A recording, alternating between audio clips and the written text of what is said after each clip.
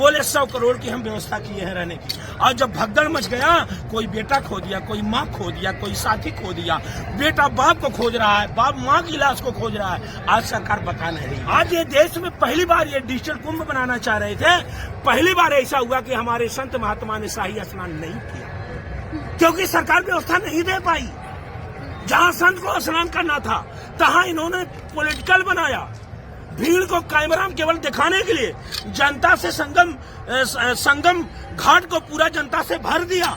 और एक ही पुल से आना, एक ही पुल से जाना, उसी में दौड़ते हुए हमारे गरीब अब बुजुर्ग जो आए थे, तड़प तड़प करके उस पे लोग रौद दिए। सामने के देखा बच्ची अगर हाथ से गिर गई तो उस पे रौद दिए। कितनी माताएं उठा के लड़के फेंक रहे थे, बाबू बाबा मेरे बच्चे को बचा लो, उठा के मैंने गाड़ी में फेंकने का काम किया।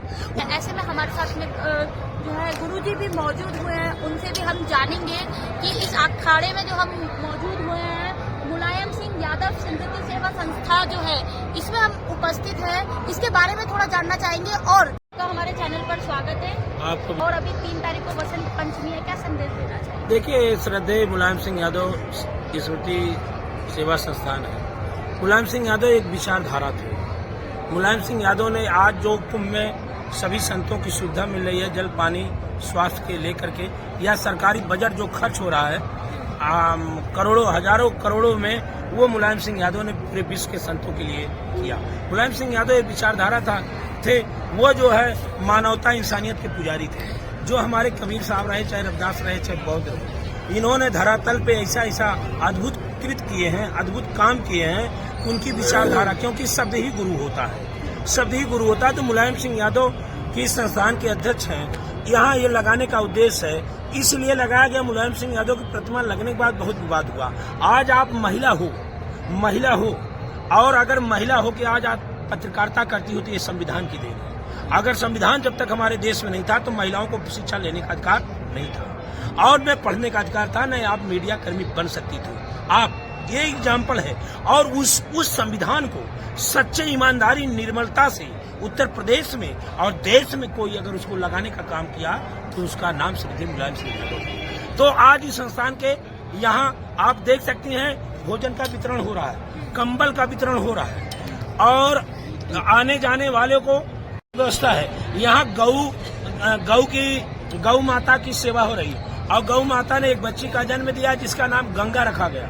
और यहाँ भूले भटके लोग हैं। यहाँ कितने लोग, मैं इससे बिलान करता हूँ, जिस दिन भगदड़ मची है, मैं बराबर जब से प्रतिमा आई है तब से मैं श्रद्धेय नेताजी का पुजारी हूँ, क्योंकि ये पीडीए के भगवान है। ये पीडीए के भगवान है। सात शरीर राम आए, कबीर आए, तुलसी आए, बौद्ध आए, ईसाई आए, जैन आए, सब लोग। मानव ही सबसे बड़ी योनि है। इस योनि की महापुरुष के मैं आदर से और पीडीए के भगवान को नमन करके मैं साधना भी यहीं बैठ के गुरु का जप करता हूँ, करके फिर अपने अखाड़े को चला जाता हूँ। तो मैं भी उस भगदड़ में इस त्रिशूल से और नेताजी के विचारों पे लड़ करके 10 लोगों की, मैं ये नहीं कहूँगा, परम पिता और नेताजी के तब्बल से मैंने भी बचाने का काम किया।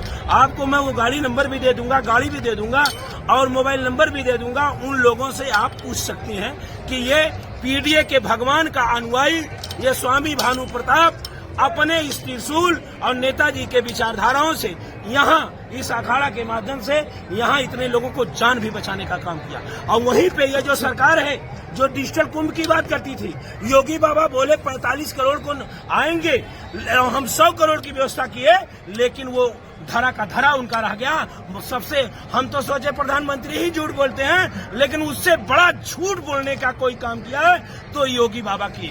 बोले 100 करोड़ की हम व्यवस्था किए हैं रहने की। और जब भगदड़ मच गया, कोई बेटा खो दिया, कोई माँ खो दिया, कोई साथी खो दिया, बेटा बाप को खोज रहा है, बाप माँ की लाश को खोज रहा है। आज सरकार बता नहीं रही है। और योगी बाबा डुबकी लगा के अब दिल्ली में बजट पास करके, ऐसे कोरोना में जब पार्लियामेंट में पूछा गया कोरोना के ऑक्सीजन कमी से कितने लोग मरे, तो ये लोग कहे एक भी व्यक्ति नहीं मरा। आज यहाँ लाशें खोजी जा रही। आज ये देश में पहली बार ये डिजिटल कुंभ बनाना चाह रहे थे। पहली बार ऐसा हुआ कि हमारे संत महात्मा ने शाही स्नान नहीं किया, क्योंकि सरकार व्यवस्था नहीं दे पाई। जहां संत को स्नान करना था, तहां इन्होंने पॉलिटिकल बनाया। भीड़ को कैमरा में केवल दिखाने के लिए जनता से संगम घाट को पूरा जनता से भर दिया।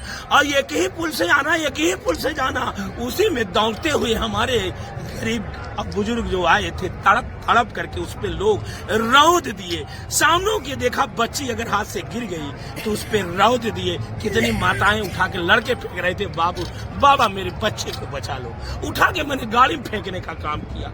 उसके बाद वो प्यासा था, रो रहा था बच्चा। मैं कहा रो क्यों रहा है? कहा बाबा दूध नहीं पिलाया। मैं कहा बोनट पे बैठ के चादर दिया, दूध पिलाओ। योगी बाबा आपके लिए कुर्सी प्यारी है, लेकिन संतों के लिए आत्मा ये हंस है। आप लोग मानवता को हनन करके मत सनातन को मजबूत करो। सनातन मजबूत हो सकता है तो श्रद्धेय नेताजी की विचारधारा से मजबूत हो सकता है। उन्होंने संतों के लिए सेवा का तो परिधान लाया, बजट लाया, लेकिन आज तक उस पर वोट नहीं मांगने का काम किया। और आप लोग अयोध्या में एक जनता के पैसा से प्रतिमा लगाई और उसी पे वोट मांगने का काम किए, तो सच्चा सनातनी विश्व तय कर लेगा कौन है। आप इन्हें राजू दास महंत उसी हनुमान अखाड़ा से तीसरा स्नान जो है फिर अभी बसंत पंचमी को होने जा रहा है, क्या कल कहना चाहेंगे? कल तीसरा स्नान जो होने जा रहा है कल या बसंत पंचमी को, तो उसके लिए जनता को आप क्या कहना चाहेंगे? मैं जनता को यही कहना चाहता हूँ, निर्मलता शांति के साथ आओ और दर्शन आप शाही स्नान करने के बजाय जिस अखाड़ा में पहुंचो जगह नहीं मिली तो वहीं स्नान कर लो और संत के चरण में अपना सेवा भाव करो। आपका संगम स्नान हो जाएगा। भगदड़ से दूर रहें। मेला में छोटे बच्चों को लेकर आए, ये क्योंकि आम मेला नहीं है, ये सरकार ने इसको आम मेला बना दिया। संत आज बैठ के अखाड़ा में नहीं स्नान किया, तो इसलिए मैं जनता से संदेश देना चाहता हूँ, धैर्य रखो, निर्मलता के साथ अपने मन को पवित्र रखो, जात पात में मत जाओ। ये लोग जो मुसलमान को बैन करने का काम कह रहे थे, मुसलमान ना आए, मैं उन भक्तों से पूछना चाहता हूँ, क्या मुसलमान का पैसा इस कुंभ मेला के बजट में नहीं खर्च हो रहा? बीफ कंपनी जिससे मांस विदेश में सप्लाई सरकारी कर रही है, उसका टैक्स कट रहा है, सरकार खाते में जा रहा है। बड़ा मुसलमान कारोबारी है, उसका टैक्स बजट सरकार खाते में जा रहा है, उसका पैसा सभी संतों को खा रहे हो कि नहीं खा रहे? एक तरफ पैसा खाने में नहीं अपराध है, मुसलमान के नाम पे केवल राजनीति। राजू दास बोल दिए असुरों के, धीरेन्द्र शास्त्री बोलते हैं कि मोक्ष प्राप्त हो गया जो लोग मर गए। तो आप अपने भक्तों को लेके जल समाधि ले लो। जो संत और यहाँ तपस्या क्या होती, मानव जीवन के मोक्ष के लिए नहीं, संत से पूछ लो। तो धीरेन्द्र शास्त्री जी मैं आपसे निवेदन करना जल समाधि ले लो, अपने भक्तों सहित मोक्ष पे चले जाओगे।